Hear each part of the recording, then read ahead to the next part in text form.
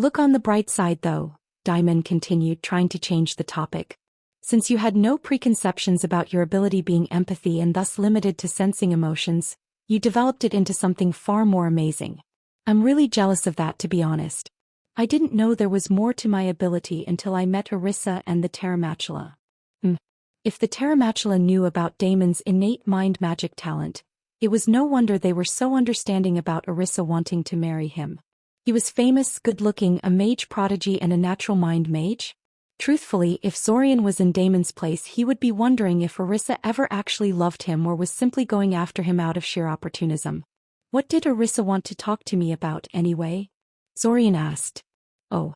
Well, I think you kind of already gave her an answer to that, Diamond said. She wanted to see if the mental ability you were using is the same one I have. Ah, I see, Zorian nodded. The Terramachula are hoping it's inheritable, I'm guessing.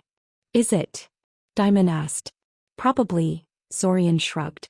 I've heard that abilities like that never just spring out of nowhere in a child, and it's a bit of a stretch that the two of us have the same ability through luck alone. There is clearly some kind of inheritance thing going on, but it's hard to say whether your children would be guaranteed to inherit it. A lot of bloodlines aren't guaranteed for children to inherit in their raw state, Diamond said. There are often artificial methods of ensuring inheritance involved, such as specialized potions and rituals. I doubt the Terramachula will care much. Any further discussion was interrupted when one of Damon's teammates came up to them to notify them the ritual was ready, and that they were only waiting for Diamond. Alright, we'll continue with this topic some other time, Diamond said. For now, let's focus on finally tracking down that damn orb. Break. Like many places, Green Hell had an extensive network of underground tunnels running beneath it. Indeed, the local underworld was unusually complex, which helped explain why the area was so rich in ambient mana and why it was so abundant in dangerous wildlife. Even if one limited themselves to surface layers of the dungeon, reasoning that Awantempty wouldn't have wanted to descend too far, that was a lot of tunnels to cover. Thus, when Damon's team presented them all with a three-dimensional illusion of the local underground, Zorian could only stare at it in confusion. How the hell does this information help them narrow down their search? They would still have to walk through most of the area to cover all the tunnels reasonably close to the surface. However, Diamond seemed to see something important in the floating image because he soon pointed his finger at 5 places on the map. Here, and here, he said, poking the illusion in 5 different places, causing it to waver for a second before correcting itself. The spots looked completely random to Zorian. We should focus on these areas to start with. I don't understand, Zorian complained to Zack. On what basis is he picking those 5 places? He had been hoping that Zack, having decades of experience in adventuring, would see something in Damon's choices that he missed. His hopes turned out to have been misplaced, however. No idea, Zack told him. That map is a total mess to me.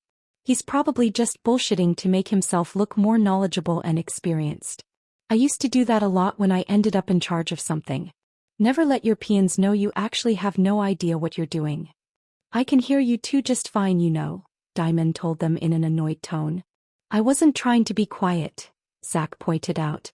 Diamond didn't reply. Instead, he simply pointed them towards the nearest of the 5 places and motioned for everyone to start moving. They were only halfway to the first spot when Zorian suddenly stopped.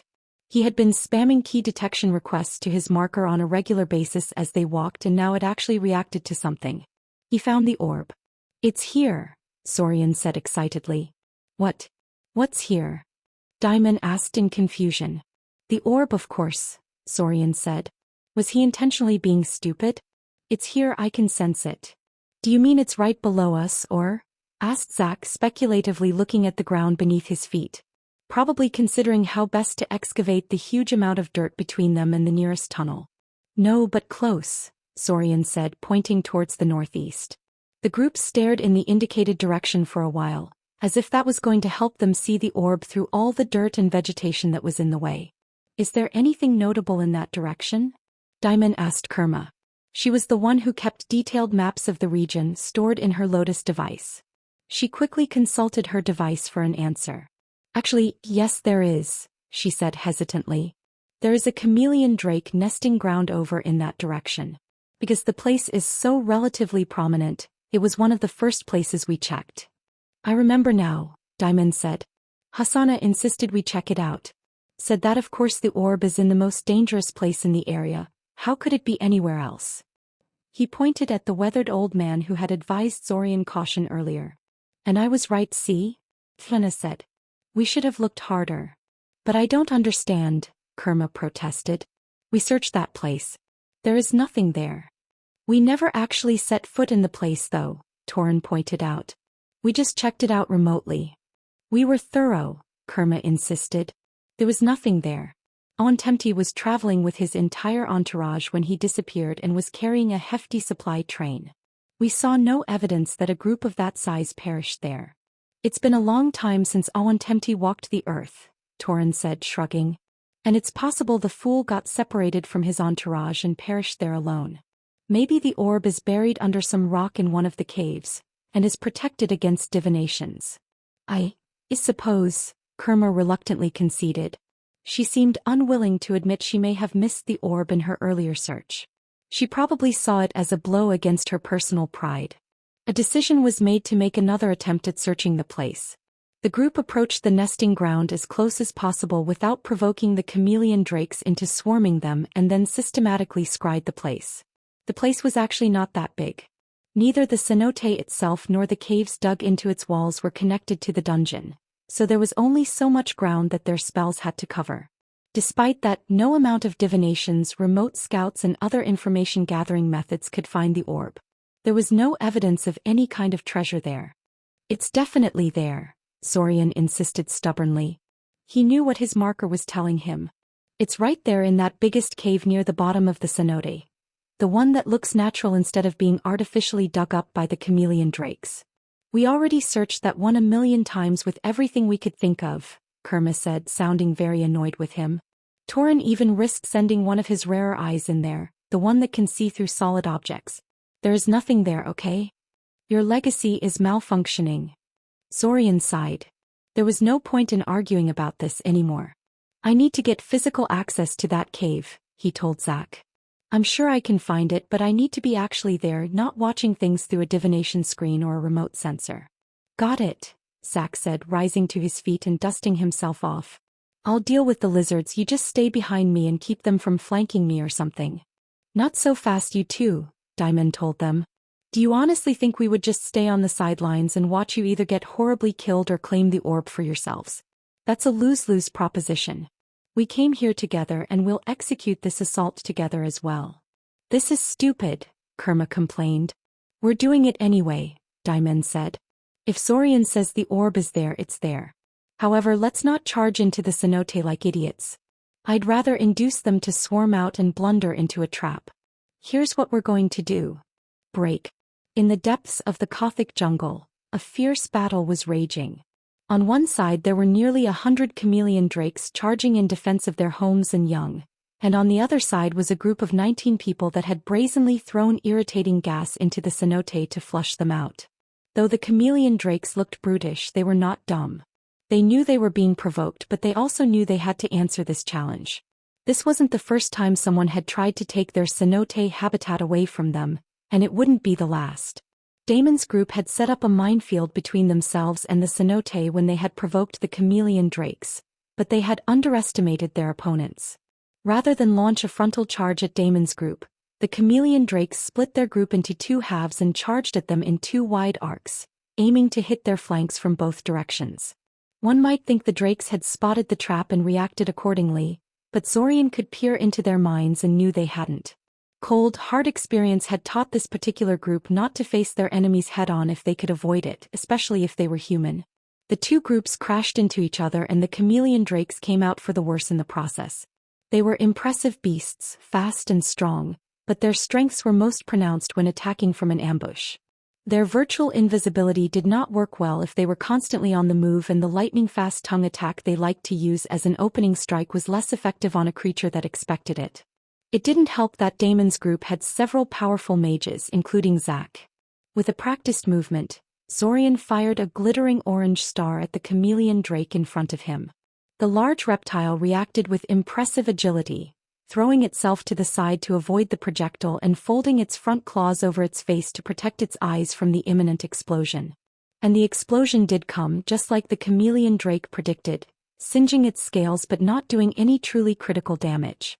It landed right on its feet with the nimbleness of a house cat, its 4 conical eyes whirring around, each in its own direction, in an attempt to reorient itself. Finally, it fixed its front 2 eyes on Zorian, the other 2 eyes twitching about for any hint of an attack from behind, and it opened its large toothy mouth wide open. It was the mistake that Zorian had been waiting for. He launched a force lance at the chameleon drake and then immediately followed it with a double-layered shield around himself, casting them so quickly that it almost appeared as if he cast 2 spells simultaneously. The chameleon drake shot its spear-like tongue at Zorian, punching through 1 layer of his shield but failing to penetrate the second. Before it could retract its tongue for another go, however, the force lance hit it straight in the throat through its open mouth, bypassing the tough scales that protected its body.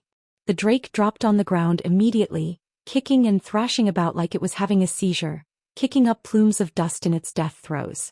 Zorian spent a second to make sure it was down for good and then turned his attention to the rest of the targets. He was just in time to see Hasana stumble over an ill-placed rock and fall to the ground some distance away from him. His opponent, one of the slightly smaller chameleon drakes that only barely reached 3 meters in length, immediately took advantage of this to try and pounce at him. Fortunately, Zorian had his golems scattered through the entire group and one was nearby.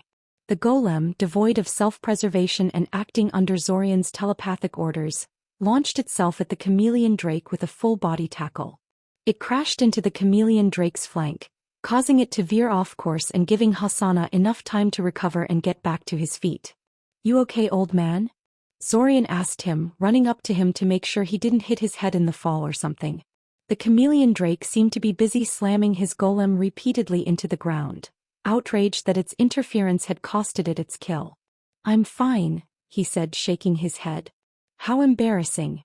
Here I am, lecturing the younger generation about the need for modesty and caution and whatnot, and then I make a stupid mistake like this. Bah.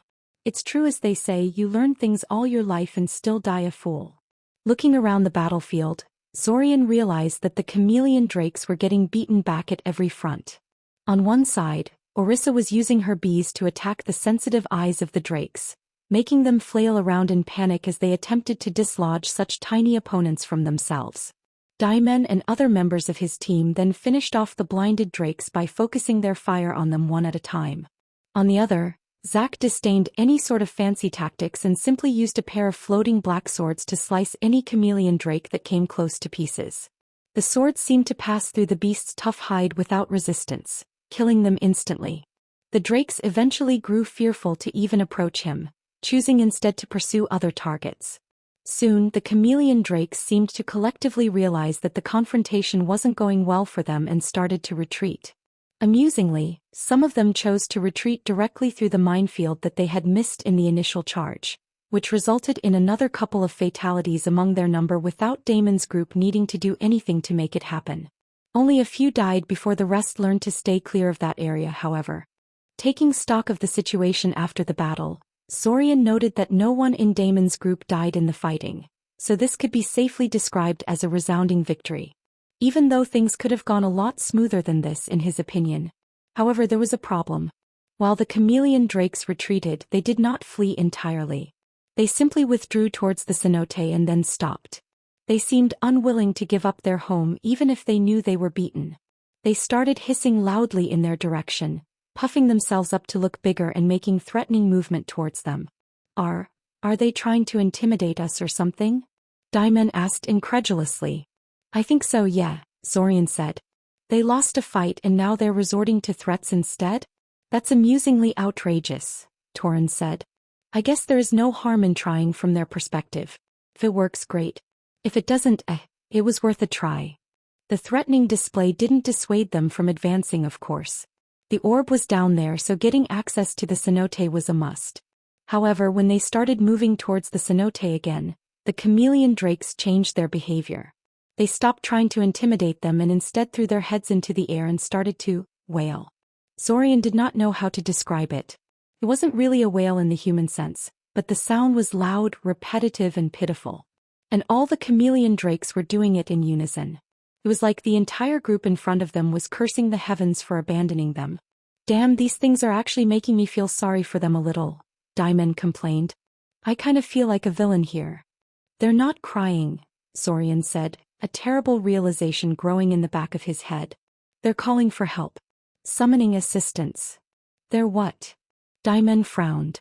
Kerma, can you check? The entire group stumbled as a tremor shook the earth beneath them, centered on the cenote. What the hell was that? Diamond demanded. It wasn't clear who he was talking to, but it was Kerma who eventually answered, after consulting her Lotus device. The water in the cenote, she said. It's churning. Then Zorian felt it. Before, the cenote felt mostly dead to his senses, and even scrying from the group failed to locate anything of interest. Now, however, Zorian could feel a mind dwelling there. Something big, mean, and hungry. Okay, tactical retreat, Zorian said, gesturing everyone to start retreating from the cenote. He noticed that the chameleon drakes had stopped wailing and instead looked rather expectant and almost gleeful. We have something seriously big and hostile coming up from there. I think. He didn't have time to think. Something huge and dark blue unfolded itself out of the cenote. At first Zorian thought he was looking at some kind of animated tree or a giant sea anemone, but then the branches stilled for a second and it became obvious what he was looking at. It was a hydra. A really, really big one. 8 draconic-looking heads observed the world around it with interest, eventually zeroing in on the group of humans in the distance. Its 8 mouths opened up slightly, exposing rows and rows of dagger-like teeth, and began to salivate. Oh, said Zack happily in the resulting silence, his eyes shining with a fire that Zorian rarely saw in him. Looks like I might have some actual fun here after all. As if reacting to his statement, the hydra opened all 8 of its mouths and let loose a deafening roar. Chapter 069. Boon. Zorian could tell right away that the hydra in front of them was not normal. First of all, it was too big. He was no expert on hydras, but he knew that even the largest ones didn't grow more than 10 meters in length. This one seemed to be at least twice that size, if the size of its heads was of any indication. Then there was the matter of how suddenly it had appeared on his senses. There was no way he could miss something like that with even casual inspection, never mind the detailed sweep he had done on the cenote. The mind he was currently sensing was one of the most distinctive things he had ever witnessed through his mind sense, and it should have drawn his attention immediately. The hydra seemed to have 9 minds, 1 for each head and a 9th one that served as a kind of overmind for the lack of a better term. The individual heads seemed to be somehow suborned to the main mind of the hydra, which was probably in charge of coordinating the heads towards an overarching goal. It was kind of fascinating. Then the hydra pointed all 8 of its heads at them and roared. If they were dealing with a normal hydra, this would just be a cheap intimidation tactic. Instead, the roar was infused with potent wind magic, battering the whole group with a powerful gust of wind.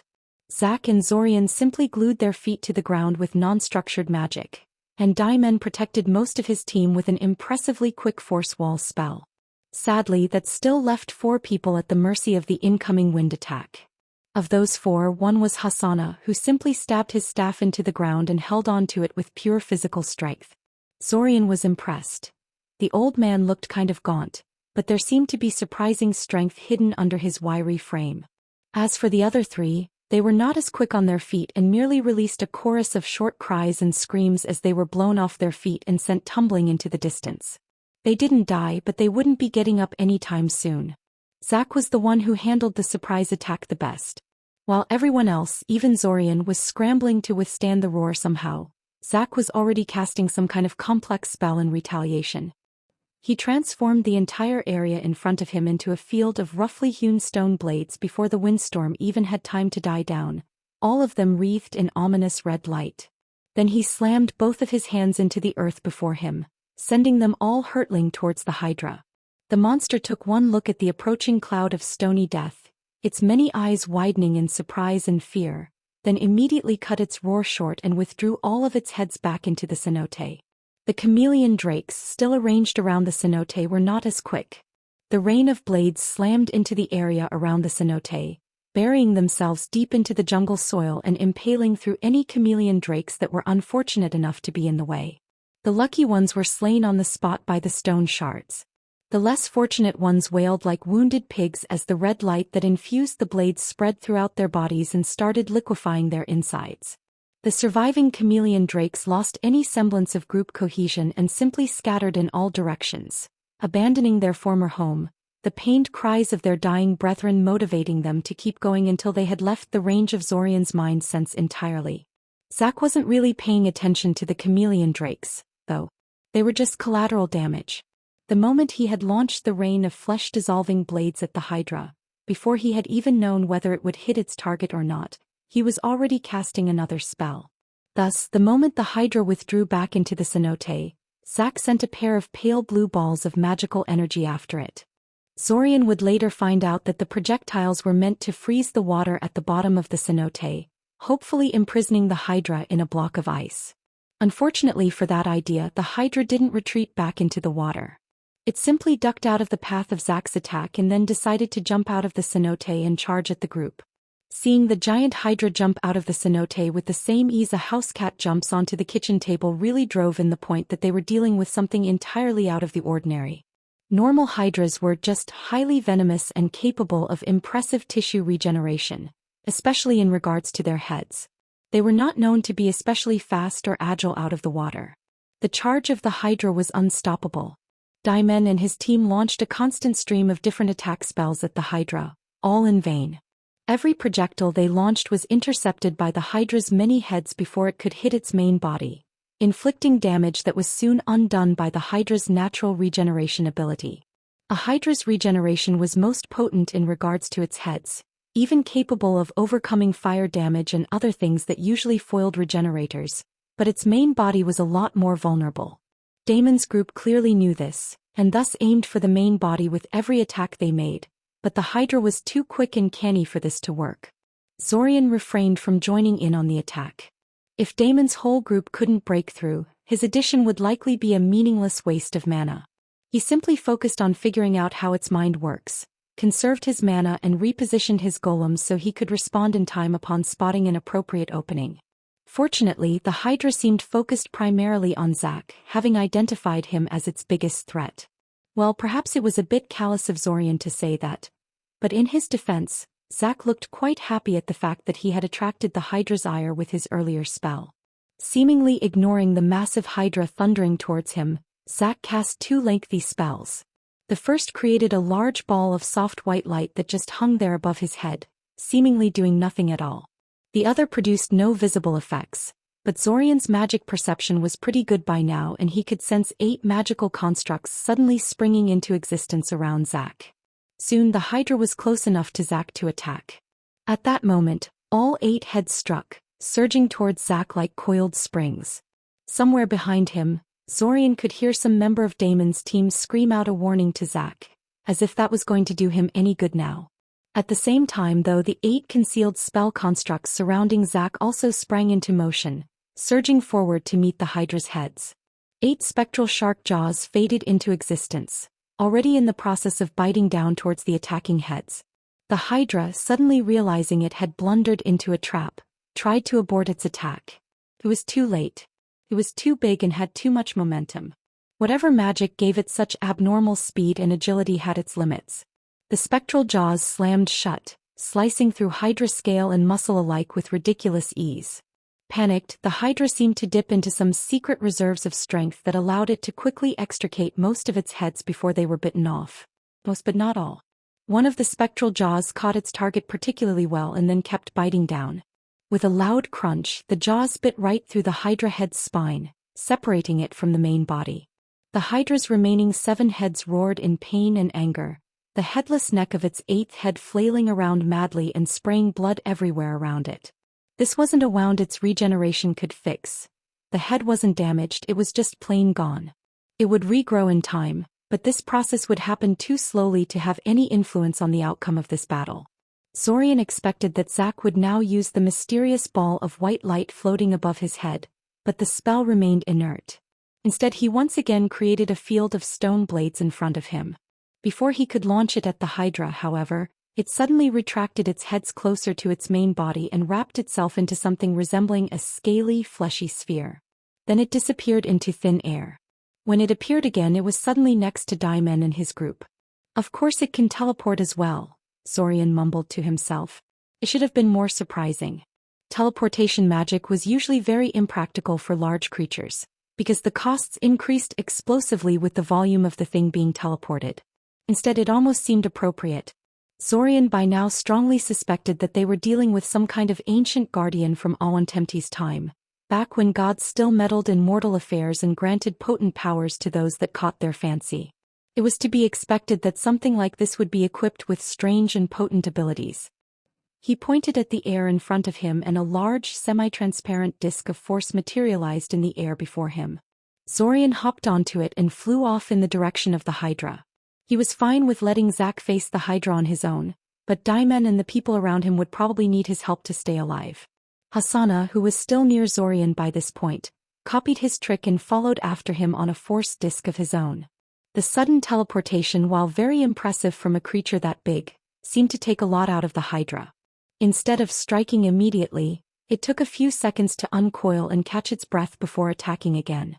This blunted some of the shock among Daimen's group and allowed them to organize themselves somewhat before it struck.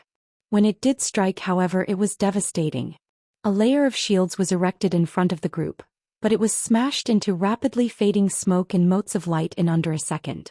Desperate to keep the Hydra away from himself and his men, Daimen conjured a giant ectoplasmic version of himself, which then physically tackled the Hydra. The giant ghostly Daimen snatched two of the Hydra's heads with its ghostly hands and tried to wrestle it to the ground. This didn't quite work, but it did keep three of the Hydra's heads too busy to attack anyone else and stopped it from moving freely on the battlefield, so it wasn't really a failure either. Kerma fired a swarm of drill-like projectiles at the Hydra, each of them unerringly homing in on the Hydra's sensitive points: eyes, mouth, ears, nostrils. This was rather remarkable, as most homing spells were not nearly that precise in their aiming. Especially since the miniature drills were moving with incredible speeds, which would further complicate homing functions of most spells. Sorian could only imagine the Lotus machine she carried was somehow responsible for that feat. Sorian would have thought Orisa would be entirely useless in this kind of fight, since the Hydra was unlikely to even notice bee stings. However, she surprised him. Her bees suddenly became encased in an orange aura that caused the air around them to ripple from the intense heat emanating off them. From that point on, they flew faster and burned all that they touched like 1,000 tiny flying furnaces. Occasionally she would make a quick gesture, causing some of the bees to detonate, creating tiny but intense explosions that charred the Hydra's tough, scaly skin wherever they touched it. And because the bees were so tiny, they could simply fly past the more durable regenerating heads and strike at the Hydra's main body. Sorian also added some pressure on the Hydra himself, launching a force lance, an incinerating beam and two severing discs at the Hydra as he flew towards the battle site. He didn't really think he would inflict real damage with that, but every second the Hydra spent on dealing with those attacks was a second it couldn't spare on dealing with Daimen and the others. Despite all of these efforts, the Hydra still had 7 heads left, and it was hard to keep them all constantly busy. Sorian had to sacrifice one of his golems to save Orisa from having her head bitten off when the Hydra finally figured out where the annoying burning, exploding bees were coming from. Torin also sacrificed one of his larger eyes to survive an attack, causing the eye in question to burst into a copious amount of translucent slime that formed a thin, rubbery dome around him. The head that was targeting him bit down on the dome and, despite its apparent flimsiness, failed to punch through. The dome bent and stretched but did not break. Unfortunately, not everyone targeted by the Hydra had such a life-saving method prepared. One of the mages was bitten nearly in half before anyone could do anything about it, dying on the spot. The other had his arm pumped full of venom when the Hydra grazed it with its jaws. Daimen immediately cut off the limb in question and then directed one of the mages to teleport him and all the other wounded away from the battlefield. Additionally, one of the men tried to circle the Hydra and attack it from behind, only to have his legs shattered in response when the Hydra revealed that its tail was also a potent weapon, able to strike at things with great force and speed. Sorian didn't begrudge the man his agonized screaming. He still remembered how much it had hurt when the Grey Hunter had done the same to him. Finally, Daimen found a good moment to spring his trap. The Hydra managed to get through some of the defensive spells and sent one of its heads towards Daimen, who threw a mundane-looking red projectile at it. Sensing no great danger, the Hydra simply bit down on the projectile to make it go away, shattering the potion bottle hidden inside the projectile right inside its mouth. The Hydra as a whole flinched back as it sensed the alchemical mixture pour down its throat, stopping all of its attacks. The affected head released an agonizing scream as it rapidly began to transform into glittering white crystal. Its natural regeneration was unable to halt the process, and it seemed inevitable that the entire Hydra would rapidly crystallize and turn into a lifeless, glittering statue. Without hesitation, one of the Hydra's other heads bit down on the neck of the rapidly crystallizing head and tore it off in a shower of blood and gore. Now down to 6 heads, but safe from the crystallization poison, the Hydra gave Daimen a murderous look and prepared for another charge. Unfortunately for the Hydra, this was when Zack, Zorian and Hasana reached the battlefield and the tide shifted. Hasana circled the battlefield, casting barrier after barrier and preventing anyone else from being killed or seriously wounded by the Hydra's multitude of attacks. Zorian had figured out enough of its mind to start messing with its aim and timing, and occasionally launched combat spells at it as well when he spotted a good opening. Then there was Zack. Unlike Zorian and Hasana, he didn't bother with a force disc. When the Hydra teleported away from him, he simply jumped into the air and flew off towards the new battlefield like it was the most normal thing in the world, his 8 spectral jaws in tow. The mysterious white orb was still floating over his head too. As he traveled, another 3 identical orbs joined the one he made earlier, equally passive for now. When he finally reached the Hydra, the spectral jaws that trailed behind him surged forward, biting towards it, and it was instantly put on the defensive. Naturally, this was when the Hydra pulled another one of its surprise abilities. It roared again, breathing clouds of bright green gas in every direction. Everyone was forced to temporarily retreat from what was likely some kind of poison mist, giving the Hydra some much-needed respite. The battle continued. The Hydra lost another head then too. The Hydra managed to rob Zack of all of his spectral jaws and wounded another one of Daimen's men. Zorian managed to hit the Hydra's main body with a shredder sphere, inflicting a lasting wound on it. All of his golems ended up being reduced to scrap, however. Daimen's ectoplasmic giant was dispersed, but Daimen managed to slice off its tail in response. At first glance, it seemed like they were winning and that victory was only a matter of time, but the truth was that they were steadily running out of mana. The Hydra might be on the verge of collapse, but so were they. Even Zack's seemingly inexhaustible mana reserves were starting to run out. They didn't want to retreat. At least one person was dead, many had suffered serious injuries, and they had used a lot of expensive resources during the course of the battle. On top of that, while the Hydra was grievously wounded, it would recover quickly if it was left alone. Far faster than their group would. If they fled and came back later, it would probably be back in top health with all of its heads back. The Hydra didn't want to retreat either. It had only 3 of its heads left, but it knew it could recover from this setback very quickly. Its enemies were visibly weakening, it just had to keep going and outlast them. Besides, turning its back to such dangerous enemies was lunacy. All of its instincts were telling it that doing so would be a mistake. Better to risk fighting to the bitter end than be cut down from the back as it fled. In the end, though, they had all underestimated Zack again. Sometime during the fighting, Zack had created another white ball to join the 4 he had prepared earlier. He then spent the rest of the battle arranging the 5 balls around the battlefield and trying to maneuver the Hydra into the center of their formation. Although no one except Zack knew what they were supposed to do, his performance was impressive enough that everyone did their best to help him with this. The Hydra was wary of the balls in the beginning, but as time passed and they remained little more than glowing ornaments, it began to mostly ignore them.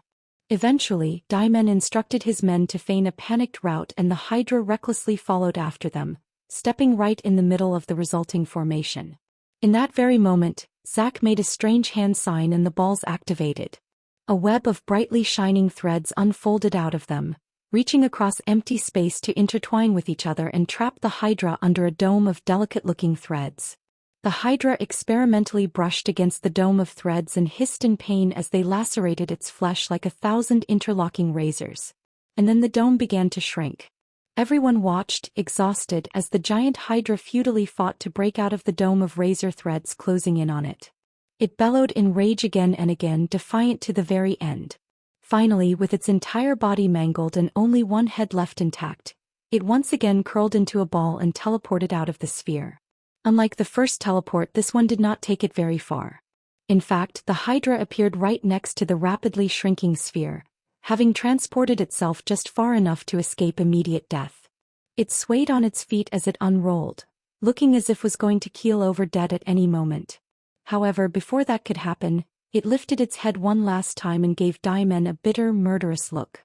Though it was actually Zack that was responsible for its current predicament, it had been chasing after Diamond and his men when it blundered into the trap, and it viewed him as the primary culprit of its current predicament. Through his magic perception, Zorian suddenly detected a massive buildup of magic in the Hydra. In fact, virtually everyone seemed to have detected it, considering how they flinched in surprise. Before anyone could do anything, the Hydra opened its last remaining mouth and fired a beam of pitch-black energy straight at Diamond. Eyes widening, Diamond reached into his pocket and pulled out a small, unassuming mirror, thrusting it in front of himself as some kind of shield. The beam hit. The mirror shattered as if hit by a bomb, the sound of its destruction reverberating throughout the surroundings with unnatural loudness. Diamond himself was blown back like a rag doll, the arm that held the mirror clearly broken. The black beam was gone, however, as if it had never existed in the first place. For a full second, the Hydra seemed to stare at the scene. Then it shuddered for a moment and collapsed to the side, dead. The battle was over. Break. The immediate aftermath of the fight was, in many ways, more nerve-wracking for Zorian than the actual fight had been. After checking up on everyone, it turned out that only one person had actually died in the fighting: Goliri Ardit, the guy that got bitten in half by the Hydra near the start of the fighting. However, Goliri was best friends with one of the other men in the group, Oluchi Gotrum. Oluchi was devastated and furious that his friend had died, and he felt the primary person responsible for his death was Zorian. It had been Zorian who had insisted that they had to gain access to the deepest cave in the cenote after all. The man had kept hurling insults at Zorian for over 5 minutes, and even tried to attack him physically before Zack intervened. Unfortunately, that's when 2 more members of Damon's team spoke up in support of Oluchi. The guy who had lost his arm due to the Hydra's poison and the man who'd had his legs shattered by its tail were also very unhappy. They were essentially crippled and they likewise blamed Zorian for it. Likely Zack as well, but they were too intimidated by his combat prowess to piss him off. Zorian, on the other hand, looked like an easier target. During all of that, Diamond tried to play peacemaker and calm his men down, but he never expressed any support for Zorian. This pissed off Zorian more than it probably should have. He knew that this was his team and that he couldn't just categorically side with Zorian just because he was his brother, but it left a bitter taste in his mouth that Diamond hadn't said so much as a single word in his defense. Instead, it was Hasana who eventually sided with him. The old man seemed to have taken a liking to Zorian. This started another round of accusations concerning Zorian's obvious proficiency in mind magic, with Oluchi claiming Zorian was clearly mind-controlling people and that police should get involved. The moment police involvement was mentioned, Diamond seemed to shift tracks in his methods of resolving the conflict. He stopped the discussion, dragged Oluchi to the side and erected a privacy ward around the two of them. Zorian had no idea what was said between them, but Oluchi no longer bothered him after this. As for the 2 crippled mages, Diamond told them that their wounds weren't necessarily unrecoverable with the right treatments and promised to pay as much as he had to in order to get them back in top shape. This seemed to mellow them out a lot and they no longer made any fuss either. With that particular crisis somewhat resolved, they could finally inspect their gains. They dropped off most of the wounded at the nearest hospital.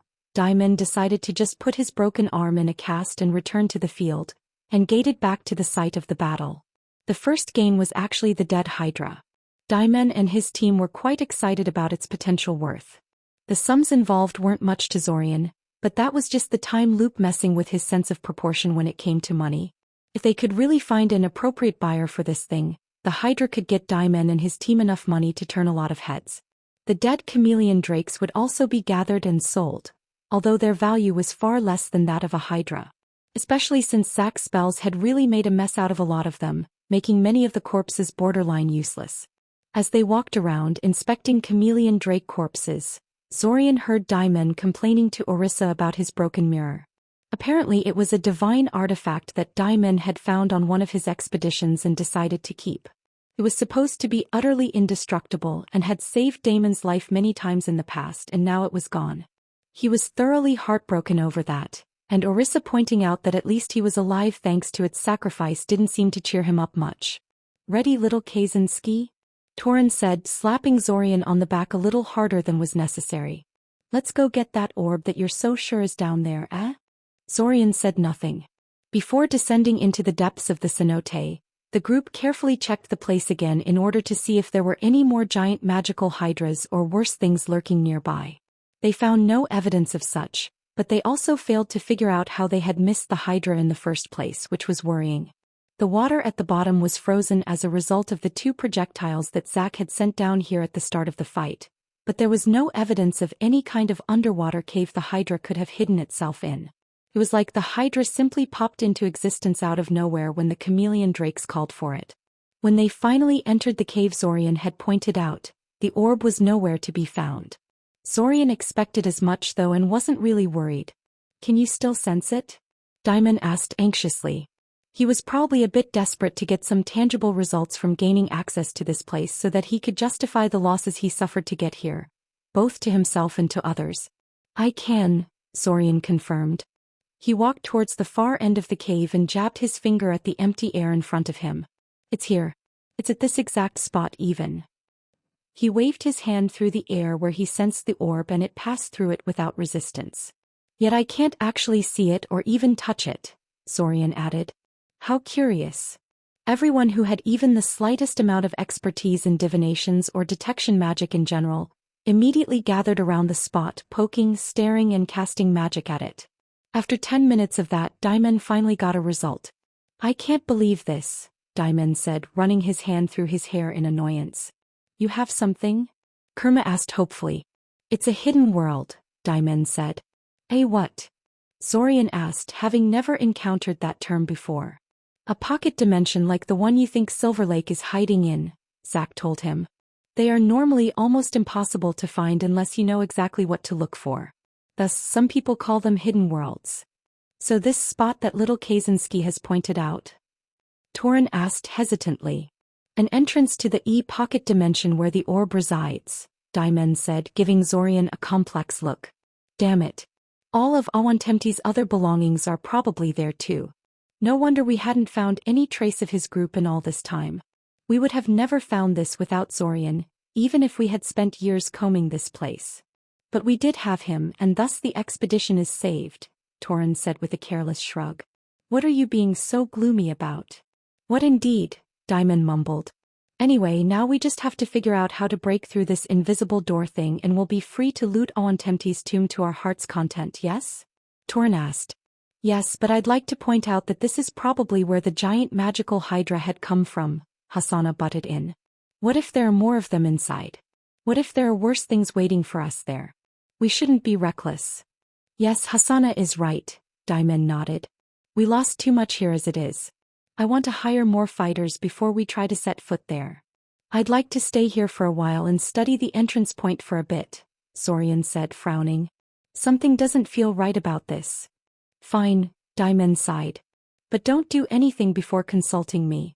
Look but don't touch." Zorian nodded. Over the next 2 hours he scrutinized the pocket dimension entrance point while paying attention to the way his marker reacted to it. He also asked Daimon to teach him whatever spells he had used to confirm the presence of a pocket dimension. Daimon mumbled something about how he would normally charge an arm and a leg for a confidential magic like that, but taught him the spells anyway. After 2 hours had passed, he was finally certain of his conclusions. He called Daimon over and asked him for permission to do something. "Something?" Daimon said warily. "Something," Zorian nodded. "And if I refuse, you and Zack are going to come back here when my back is turned and do it anyway," he surmised. "Well?" Zorian hesitated. "Absolutely yeah," Zack immediately confirmed. Zorian gave him an annoyed glance. Not that he disagreed with his fellow time traveler, far from it, but he could have been more diplomatic about it. Daimon cupped his face in his hand for a moment. Perhaps he was imagining things, but Zorian thought he heard a brief prayer for patience directed to one of the silent divinities. "Just tell me what you want to do, okay?" Daimon finally said. "I want to think we've misread the situation," Zorian said. "It's not that the orb of the first emperor is hidden away in a pocket dimension. The pocket dimension is the orb of the first emperor." Daimon gave him a blank look. Zorian took this as an indication he should keep going.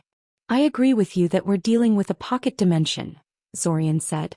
But my marker is quite insistent that the dimensional anchor we're looking at is not just an entrance to a pocket dimension. It is the very orb we're looking for. This may sound a little crazy, but... You think the orb is a portable hidden realm, Diamond surmised. Yes, Zorian nodded. I think this entrance we're looking at is simply how the orb looks when it is deployed. I see, Diamond said speculatively. And you think you can collapse it back into an actual orb? I'm willing to try at least, Zorian said. Though you should probably get yourself and your team out of the cenote before I make the attempt. Just in case. After a few seconds, Diamond turned towards his team who had been silently listening to the conversation, and told them to establish a defensive perimeter around the pocket dimension entrance and a fallback point outside the cave. It seemed he had no intention of letting him and Zack try this on their own. Zorian clacked his tongue unhappily. If things went south again, he had no doubt that most of these people would blame him for everything again. Well, to hell with them, he was still doing this. The moment Diamond announced that everything was prepared and that he could begin, he cupped his hand below the invisible dimensional anchor and tried to connect to the orb with his marker. It took some tries, but he eventually succeeded. The surrounding space rippled like hot summer air for a moment, after which something resembling a glass globe materialized in the air and plopped down onto Zorian's waiting palm. Orb of the First Emperors. Obtained. After a second of shocked silence, everyone rushed forward, uncomfortably crowding Zorian's personal space in order to take a look at the artifact. The orb in Zorian's hand looked interesting. The orb was a perfect sphere of crystal-clear glass, completely unmarred by the passage of time. Running his fingers over it, Zorian could not feel even the slightest scratch on its surface. Seemingly encased inside the glass was a ruined palace, partially destroyed and overgrown with trees, vines and other vegetation. The palace and the trees were extremely detailed and lifelike, to the point that Zorian could count the individual leaves on the trees if he focused on them long enough. It reminded Zorian of one of those novelty snow globes that Sciorian merchants liked to sell, the ones that had high-quality models of famous buildings encased in the glass. Eventually Zorian handed the orb to Zack, if only so people would crowd around him instead of Zorian in order to get a good look at the orb. That palace. It's not just a model, is it? Zack said, sounding fascinated. It's a real thing contained inside the orb. Obviously, Orisa said. Why would it be a ruin otherwise? So Shidurtrana made himself a portable palace to carry around with him at all times? Zack asked rhetorically. I like it. Yes, now imagine just how much stuff could be stored there, Torin said happily. Ah, little Kaczynski, I forgive you for everything. You're the best thing to have happened to this team. Although Zorian was dying to study the orb in more detail, he had reluctantly decided to leave the orb in Damon's hands for now. Trying to take it away would probably spark another fight, and it wasn't like he had enough time to truly devote himself to its study right now. The attack on the Ibasan base beneath Scioria was fast approaching, which meant that both Zack and Zorian would be forced to devote the majority of their energies into that for the next couple of days. I have to say, this whole thing makes me feel very conflicted, Zack said as they left the group. Why? Zorian asked curiously. Well, on one hand, we only found the orb so quickly because Diamond pointed us at the right spot to start at, Zack said. So if we ever get out of the time loop, the right thing to do would probably be tell him how to get it as a thanks for his help. But, Zorian prompted. I really like the idea of having my own portable palace, Zack said with a dreamy grin. Zorian snorted derisively. You shouldn't get excited just yet. For all we know, the ruins really are full of slumbering giant hydras or something. That just makes me more excited, Zack said. That thing was a great opponent. Clearing a whole nest of them would be amazing. Oh right. For a moment he had forgotten who he was talking with. They spent the rest of the way home arguing about what the best setup for a modern portable palace would look like. The main point of contention was that Zack wanted to make an arena full of actual monsters to fight with, whereas Zorian argued that sophisticated training dummies were better because they were less likely to break out of their containment and rampage throughout the entire place. It's just not the same, Zack complained, shaking his head sadly. In the end they had to agree to disagree on the issue. Break. All the preparations were complete. Soldiers were recruited, human mercenaries and Arania hired, golems made, wild monsters dominated into serving as combat support, additional equipment bought and several limited combat exercises performed. The scale of the operation was sufficiently big that the authorities had sent a team to investigate what was happening, requiring some quick mind magic and forged documents to avert disaster. It helped that many houses had small or not so small in some cases, private armies to protect their interests, and that many of these houses had estates in or around Cyoria, which made their group stand out a lot less than it might otherwise. All that was left to do now was to wait for Quatakikl to leave for Ulquinabasa so they could make their move. There was some worry about that as Quatakikl didn't seem to be getting ready to leave. Svim had raised the issue that they might have tipped Quatakikl off somehow, and a fierce discussion sprung up about whether to go ahead with the assault anyway if that was the case. Thankfully, the question turned out to be irrelevant in the end. Quatakikl still left on schedule and the mission could proceed. The first task was simple. Kidnap Sudamir, hopefully neutralizing the entire Ayaska mansion in the process. In order to do that though, they had to lure the man out of his nigh unassailable home. Thus, Zack and Zorian stole a pair of fancy red robes from the cult of the World Dragon and teleported to Nyazovdveri, where they proceeded to smash up storefronts, set several warehouses on fire and used alteration to call out Sudamir as a traitor to the esoteric order of the Celestial Dragon. Zorian also used his mind magic to guide a herd of wild boars directly into the town square, after which he released his control over them and let them run amok as they pleased. The city guard tried to stop them, of course. They were actually pretty brutal about it, going so far as to have snipers try to pick them off from the rooftops, despite the fact that Zack and Zorian clearly avoided killing anyone themselves. Still, they were barely a challenge. Zack and Zorian simply knocked them out or otherwise incapacitated them, and then continued with their extended provocation. After a while they stopped with the attack and left.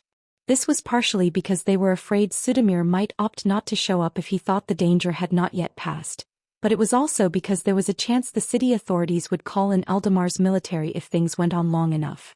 It took nearly 5 hours for Sudamir to show up in the city, upon which he was greeted by irate shop owners and city officials, demanding an explanation and some kind of compensation. Not even the 12 dangerous-looking, grim-faced bodyguards that followed after him everywhere could make them pause. Zack and Zorian observed for a while and then struck like a lightning bolt. Sudamir himself got incapacitated early in the fight and the 12 bodyguards he had brought with him turned out to be decidedly average and unable to deal with them. Especially since they weren't trying not to kill anyone this time. "I'm glad the kidnapping went off without a problem," Olenek told them when they dragged Sudamir back to their base. "But did you really have to cut off his arms?" "Don't look at me," Zack protested. "It was Zorian's idea." "He's a dangerous necromancer," Zorian defended himself. "I couldn't risk him hitting us with some nasty piece of soul magic in the middle of the battle, and this was the quickest way I knew of stopping that from happening.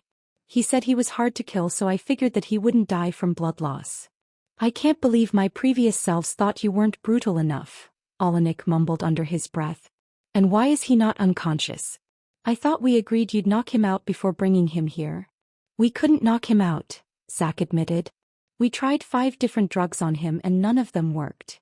Though he did pretend to be unconscious after we hit him with the 5th one," Zorian pointed out. "Zack wanted to try knocking him out the old-fashioned way by hitting him in the head with a rock, but I vetoed that. So we just glued his mouth shut, tied his legs together, put a bag over his head and brought him over." "I see," Olenek said, looking in the direction of Sudamir's brand new prison cell with a frown. "I wonder what he did to himself to get such resilience." "Well, you'll have plenty of time to find out," Zack shrugged. "Later though. We should be starting the assault on the gate now, yes?" "Not yet, no," Olenek said, shaking his head. "Let's ask Sudamir a few questions concerning the Abasin base. He might know some crucial detail about its defenses or some such." Both Zack and Zorian were anxious to launch the assault as soon as possible, both because that would give the researchers more time to study the gate if they succeeded and because the longer they waited, the bigger the chance the Abasins would realize what was coming and raise the alarm. However, Alanek's suggestion made a lot of sense and he knew more about these sort of mass engagements than they did. If he thought a few more hours spent interrogating Sudamir wouldn't doom the operation, he was probably right. Break. The interrogation turned out to be fairly mundane and unexciting. Sudamir was surprisingly calm and polite for someone who had been brutally attacked in broad daylight, de-armed and then carried off for mind magic-assisted interrogation. It didn't even take all that much mind magic to make him tell the truth.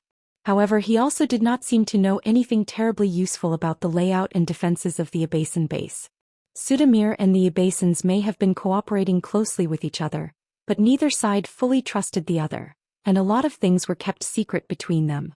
Eventually the three of them ran out of questions to ask, much sooner than they expected they would. Well, they ran out of questions related to the Abasan base anyway. Rather than stop, Alanik simply decided to expand the scope of the questioning beyond that topic. This wasn't exactly what they agreed on, but Zorian said nothing for now. He could sense that Alanik's questions were all building up to something. Some question that Alanik desperately wanted answered. Why are you gathering so many souls in your mansion? Alanik eventually asked Sudamir. What on earth do you need 500,000 souls for? So that was what was bothering him. What? Asked Sudamir, sounding shocked for the first time since the questioning began. How do you know that? Alanik gestured towards Zorian, who immediately launched a mental assault on Sudamir's mind, forcing him to answer the question. Hey. Sudamir grunted, grinding his teeth as he fought against the compulsion. Damn it, that's not. I need it. For what? Alanik pushed. For the wraith bombs, Sudamir ground out eventually. Wraith bombs? Zack asked curiously. As in, you pack a wraith into a bomb and throw it at people? Haha, yes. Yes. Sudamir said, suddenly breaking into hysterical laughter. He was no longer fighting against Zorian's mental compulsion for some reason, as if he realized there was no way he could win there and decided to just give them exactly what they want. Not just one wraith though. Hundreds. Thousands even. And you don't throw them at people. No, you throw them at cities. What? Zack asked, frowning. Wraiths can multiply, Alanik said quietly. Give a wraith some time and lots of victims, and it will make another wraith out of every human whose soul it consumes. Yes, exactly. Sudamir said, nodding furiously. Just think of what would happen if you dumped thousands of these things in the middle of a major city. Unless the outbreak is contained immediately, the whole city would be overwhelmed in a matter of hours. Only the Triumvirate Church has enough experts in ghost fighting to counter a wraith outbreak after it gathers some steam, and they were decimated in the weeping. If I had enough wraith bombs in my possession, Eldamar would have to appease me. They'd have to. There was a brief silence during which Sudamir seemed to get lost in his own world and everyone else was processing what he just said. You'd have to use this wraith bomb of yours on at least one city before anyone took your threat seriously, Zorian eventually pointed out.